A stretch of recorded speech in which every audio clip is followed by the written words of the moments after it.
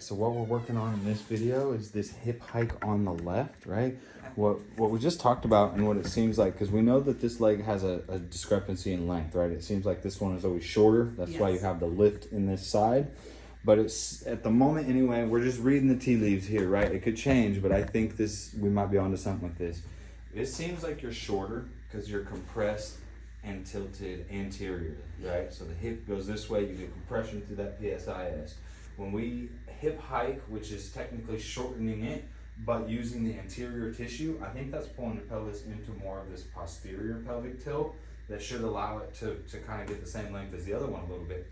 What we know for sure is that's helping stabilize the shoulder, both in an abduction range of motion, quality, and it changed the sensation and range from overhead flexion.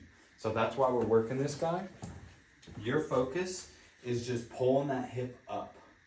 Now the trick for you to do this on your own is making sure that you're targeting this anterior tissue, not the PSIS in the back. So the work should be in the front, not in the back.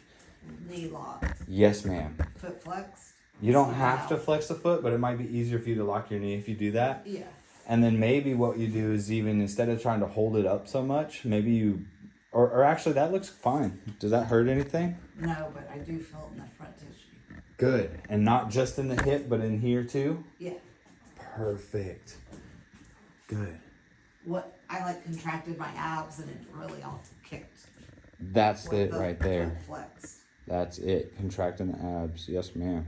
And you're holding this for quite a while. Getting a good little burn in there. Oh, yeah.